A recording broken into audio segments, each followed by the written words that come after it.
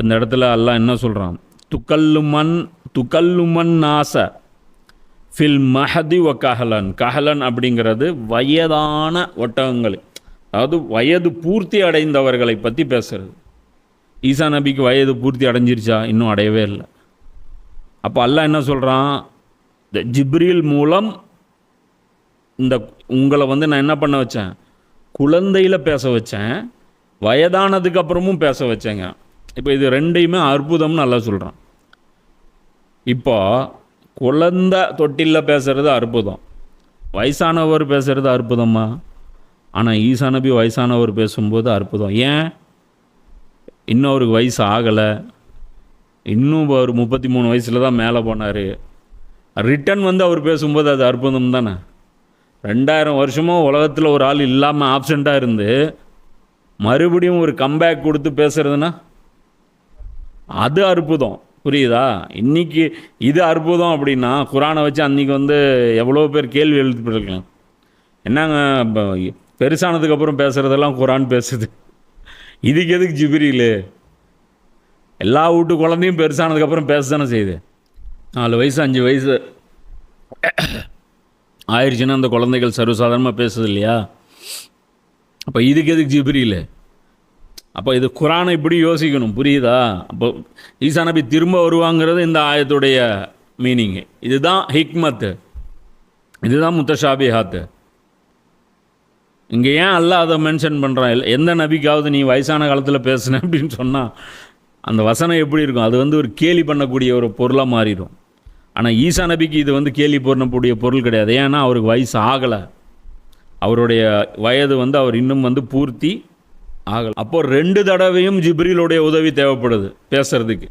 First time ஜிப்ரீல் இஸ்லாம் help பண்ணியிருக்காங்க, 2வது time கொண்டாந்து லேண்ட் பண்ணி விட்டு போவாங்க.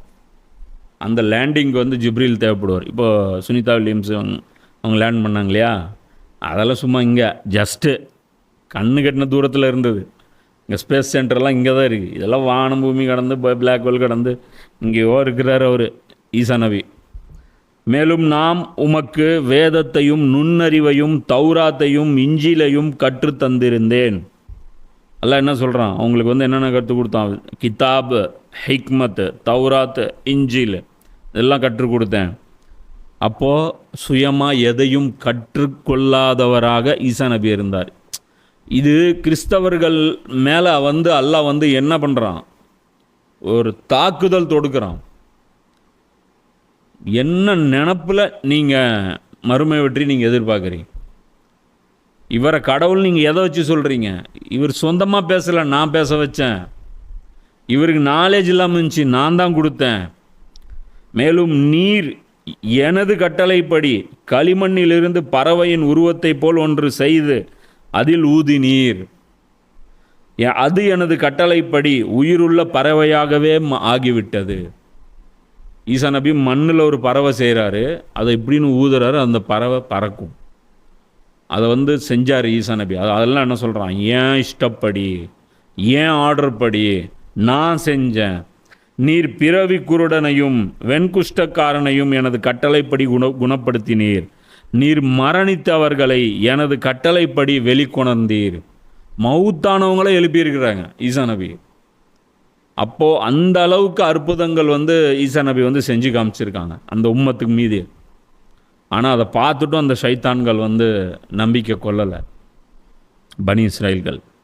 அதெல்லாம் என்ன சொல்கிறான், உனக்கும் நான் தான் நியாமத்து பிச்சை போட்டேன், உன் தாய்க்கும் நான் தான் நியாமத்து பிச்சை போட்டேன், உனக்கு குழந்தையில நான் பேச வச்சேன், வானத்தில் வாழ வச்சேன், வயதாகும் வரை உன்னை வந்து இங்கே பாதுகாத்தேன், அதுக்கப்புறம் இறக்கி உங்களை பேச வைக்க போகிறேன், தௌராத்தும் இஞ்சிலும் நான் கொடுத்தேன், அற்புதங்கள் எல்லாம் நான் செஞ்சது.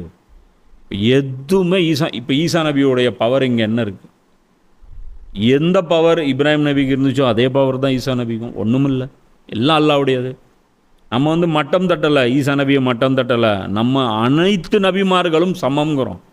நீங்கள் ஒரே ஒரு நபியை மட்டும் அல்லாஹ்வுடைய மகன் சொல்கிறீங்க. இதுதான் பிரச்சனைங்க.